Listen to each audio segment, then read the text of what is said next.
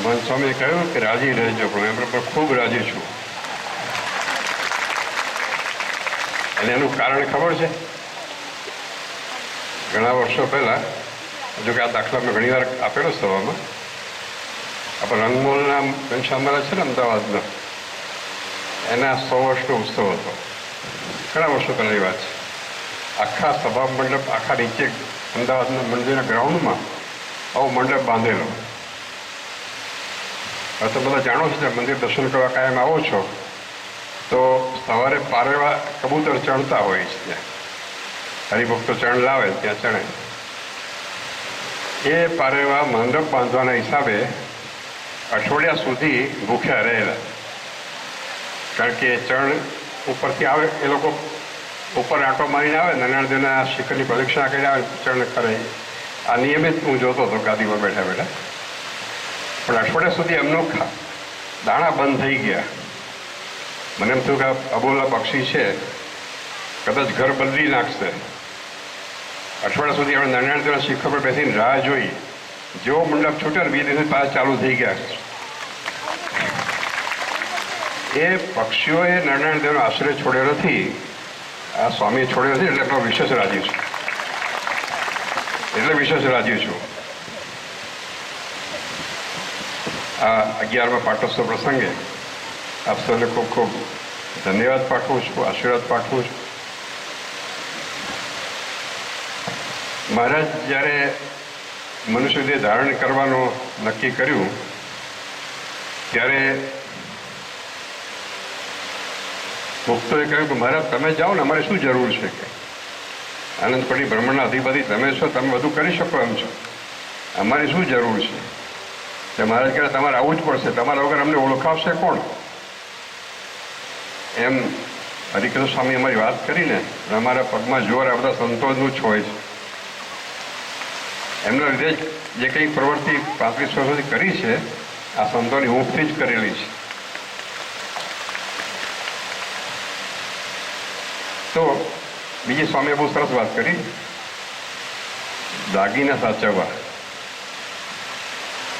દાગીના સાચવવા માટે જાગતા રહેવું પડે. ઊંઘી જઈએ તો તકલીફ થઈ જાય કોઈ. એક લૌકિક દાખલો છે કે શેરો આવે ને, પેલો શેરો ખેતરમાં થાય, કાંટાવાળો જાનવર થાય છે એવું, ગોળ અને ગોળ, એ બેને સંવાદ થયો. ગોળે શેરને પૂછ્યું કે હું તો આખી રાત જાગું છું અને તું આખી રાત સૂઈ જાય છે, પણ એક વસ્તુ સમજાતી નથી, તું સૂઈ જાય ને તો તારા કાંઠા તો ઊભા જ રહેશે, કે એનું શું કારણ? અને શેરાએ બહુ સરસ જવાબ આપ્યો. બધાને આપણે શીખવા જેવો જવાબ છે કે હું ભલે ઊંઘી જાઉં, પણ મારા દુશ્મનો ક્યાં ઊંઘે છે? એના માટે કાંટા રાખવા પડે ઉપર.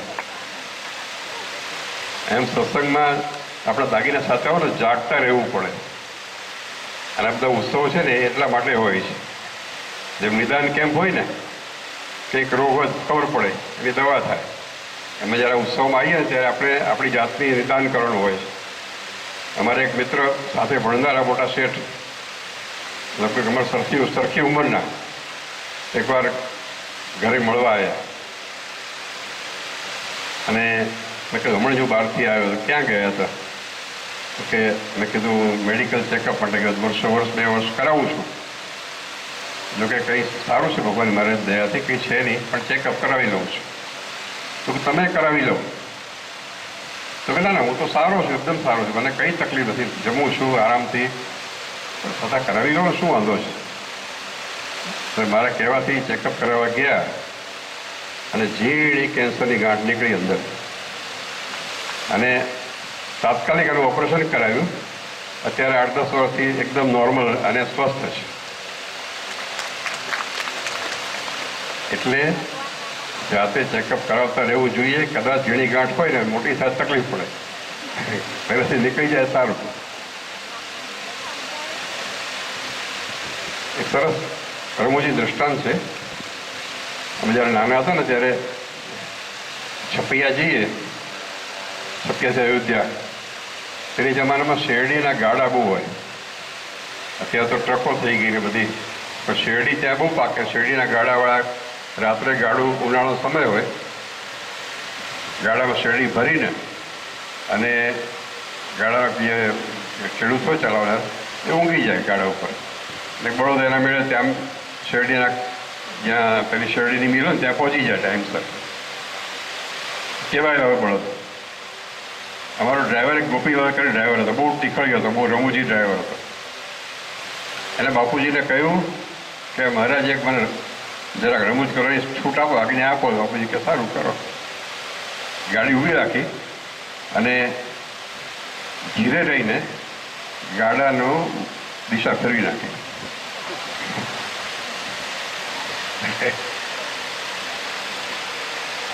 બળદ તો બિચારા આમ ચાલ્યા. અને જ્યારે ગાડાનો ધણી એનો સવારે જાગ્યો છે ને ત્યારે એને થયું કે શેરડીના મિલ ઉપર પહોંચ્યો, પાછો પોતાના ઘરે પહોંચી ગયો. એમ જો ઊંઘી જઈએ ને તો આપણી દિશા કોઈ ફેરવી નાખે. માટે હંમેશા સાવધાન રહેવું પડે. મહારાજને પણ રહેવું પડતું હતું, કારણ કે મહારાજને એકવાર મંદવાર ગ્રહણ કર્યો અને મુક્તાન સ્વામી કહ્યું, મહારાજ થોડા દિવસ તો આરામ કરો.